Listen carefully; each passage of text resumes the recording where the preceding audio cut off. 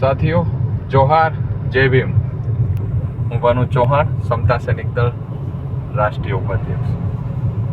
હાલ આ જે વિડીયો બનાવી રહ્યો છું એ ખાસ કરીને ગુજરાતની અંદર દલિત અને આદિવાસી સમાજ ઉપર જે ભેદભાવ થઈ રહ્યા છે, કઈ બાબતના ભેદભાવ, કે એના ઉપર અત્યાચાર થાય અને એફઆરઆઈ દર્જ કરવા થાય અને એફઆરઆઈ થયા પછી એમની સાથે જે વસ્તુ થઈ રહી છે એ બાબતથી બનાવી રહ્યો છું.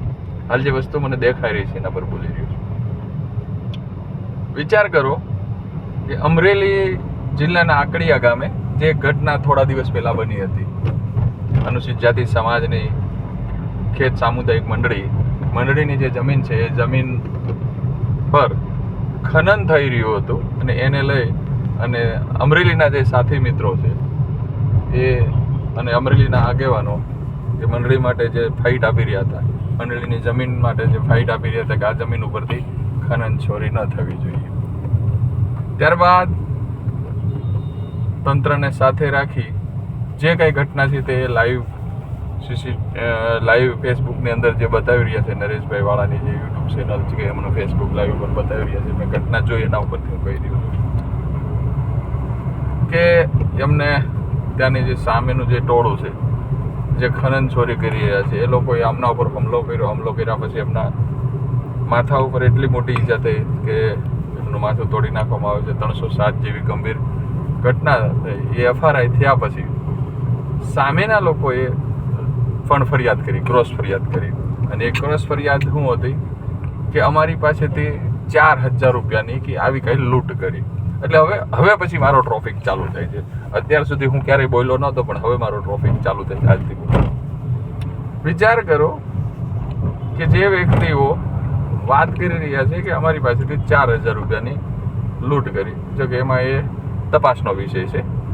હાલ જે કંઈ તપાસ ચાલી રહી છે એની અંદર જે હશે એ સત્ય બહાર આવશે.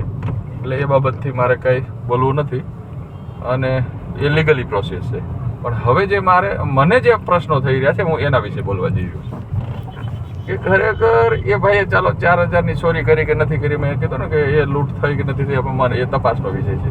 પણ હવે જે વાત કરવા જઈ રહી વાત એ છે કે દલિત સમાજની ખેત સામુદાયિક જે મંડળી છે, આવી મંડળીની જમીન ઉપરથી જે ત્યાંથી માટી કાઢી લેવી, દબંગગીરી કરવી અને માટી કાઢી અને એ ખનન ચોરી કરવી એ લૂંટ કહેવાય કે નહીં? આ પ્રશ્ન મને ઊભો થઈ ગયો. આને લૂંટ કહેવાય કે નહીં? ચાલો એ વાત મૂકી દઈએ. હવે એ જ અમરેલી જિલ્લાની અંદર અનુસૂચિત જાતિ સમાજની ખેત સામુદાયિક મંડળીની 50,000થી વધારે વીઘા જમીન ઉપર ભૂમાફિયાઓનો કબજો છે, તો આને લૂંટ કહેવાય કે નહીં? આને લૂંટ કહેવાય કે નહીં? હવે એનાથી આગળ જઈએ. ગુજરાતની અંદર, પૂરા ગુજરાતની અંદર દરેક ગ્રામ પંચાયતની અંદર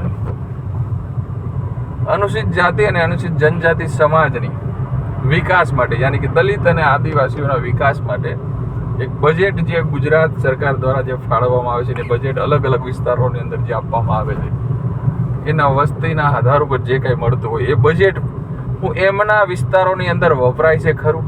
હવે એ બજેટના પૈસા માનો કે આ રૂપિયા છે દલિત કે આદિવાસી વિસ્તારની અંદર વપરાવાના હોય અને એ પૈસા બીજે વપરાય તો એને લૂંટ કહેવાય કે નહીં?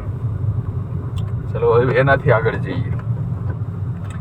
આજ ભારતની અંદર ભારતીય સંવિધાને દરેક વ્યક્તિને સ્વતંત્રતાથી જીવવાનો અધિકાર આપેલો છે. ભારતના સંવિધાનની અંદર ફંડામેન્ટલ રાઇટ જે છે, દરેકના જે અધિકારો છે, એ અધિકારોની અંદર આજ દી સુધી ભારતીય સંવિધાનની આર્ટિકલ 15નું ઉલ્લંઘન થઈ રહ્યું છે.